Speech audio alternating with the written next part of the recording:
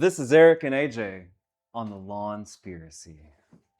So, Eric, when we say Lawnspiracy, obviously it ties to conspiracy. What does that mean to you for what we're doing? Okay, so we all know what conspiracy is. There's plenty of conspiracy theories floating around the universe today, right? Yes, definitely tinfoil hat, which we're going to wear a few times on this show for sure. Oh, yeah. But basically, we're going to bust a lot of myths, but we're going to bust our myths through cited peer-reviewed paper with some anecdotal experience, but mostly science. And what we want to bring to this podcast is all the myths that are deeply entrenched in the green industry, and we want to bring them out. And we know that these myths are going to sound very conspiratorial. That means conspiracy, that everybody's going to be telling us that it's a conspiracy, but we're going to take this and we're going to prove our point through science. Yes. So, and I love how you have that information and the knowledge in the peer-reviewed paper to back it up. But on my side of things, with this Lawnspiracy, right? Lawns have been around in the US for approximately 70 years now. I really want us to question why we do what we do, how we got here, and what it took for the industry or industries to become what they are today with so much junk, right? I want to unravel that with you, so y'all can come along with us as we rip open this multi-billion-dollar industry of tree and lawn care and find out, does it work? Is it real? And why the heck do we even do it? I agree. It just doesn't make sense when you want to put a bunch of chemical out to control insects. You kill all the beneficial insects when you do that. When you want to use a herbicide in your yard, and most people think herbicides are poisons, and they're not. They're actually plant growth regulators. So it's like if you were to take too much estrogen or too much testosterone, how it completely messes with your system. It's the same thing here in the lawn, except herbicides, they're 5 categories in 15,000 catalog jobs. Whew. Plant jobs, 15,000 catalog ones. That means they have formulas. So, because I still have trouble like wrapping my whole brain around this, right? You said that, or at least the way you told me before, herbicides aren't killers, right? They are like synthetic plant hormones, right? So, I mean, that's huge. It actually is not designed necessarily. It's designed to have supposedly a desired outcome per what the label says, right?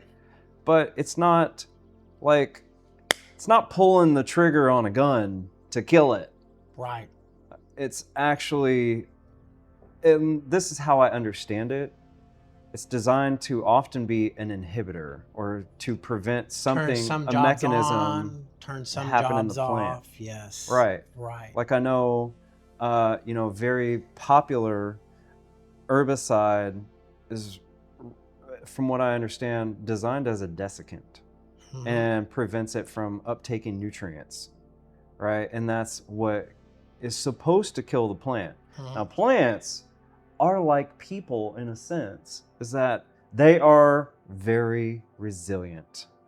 And as we adapt, right, and we often do, plants adapt, right? And they become a little more resilient.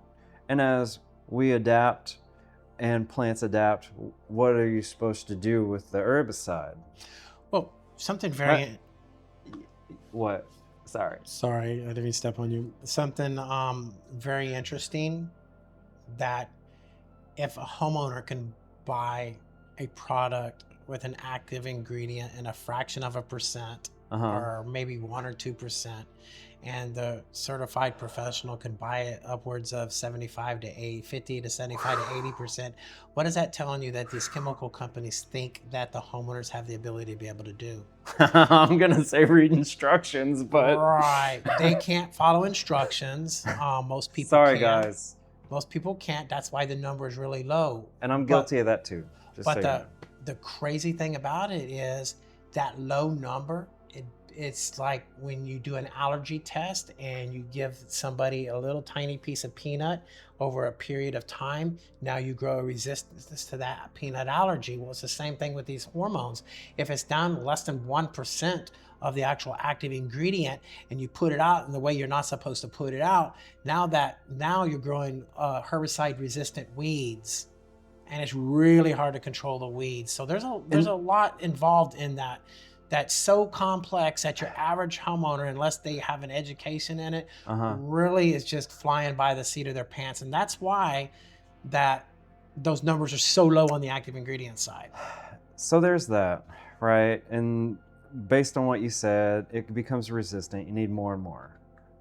But I want to pose, it's like a question with a question in a sense, because with my 10 years of having Hippie Fertilizing, the number one question I get is, how do you kill the weeds?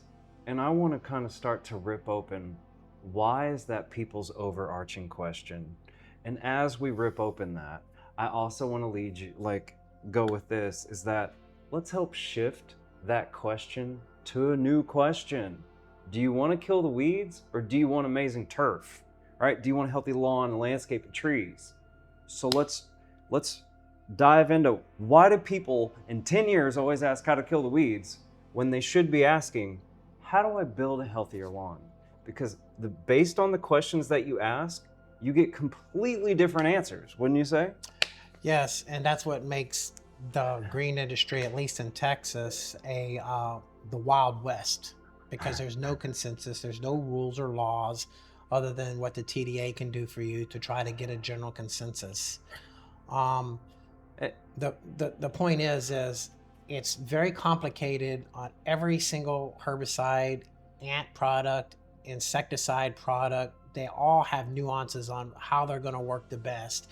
And unless you're a professional at it, it's unlikely, unless you spend a lot of time in getting that 10,000 hours to experience, it's unlikely you're going to be able to effectively control, at least on a large scale, anything that's going on in your yard or your neighbor's yard, or if you want to be a business owner, carry it to your clients. No, look, I want to, you give me like a very quick, simple answer if possible. But you've been in arbor care for 50 plus years, but since the formation of Putnam BCMA, I mean, how much money do people spend based on using $30 products? Like the question is really like, because what I'm trying to bring to light is, how much more do people spend trying to treat and defeat something when they get it wrong? But okay, so here's the deal. So I don't buy homeowner grade stuff, but I'm pretty sure the average price is somewhere around 15 to 20 bucks, right? Let me try and reform this, because I want to just hit the nail on the head. Right. Okay. In terms of customer cost, and this, let's get crazy with it.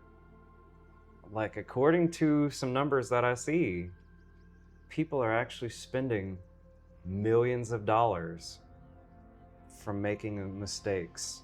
Well, let me just give you a real quick example. Let's just say that you used a 2,4-D Weed Be Gone product, right? And you broadcasted it instead of doing spot treatment with it. You just killed your red oak group tree. It could be a water oak or a red oak, $150,000 tree, over $30 worth of material. And then the cost of that, plus another, depending on how big the tree is, probably $3,500 to $7,500 to remove that tree, another $2,000 to replace that tree, all over a $30 product you thought was relatively safe to use in your yard. So yeah, there's a lot of conspiracy behind that. And a lot of time, money, and heartache, right? So please join us as we continue on the Lawnspiracy, because we want to educate you and help you save money. We also want to give you the truth. The truth.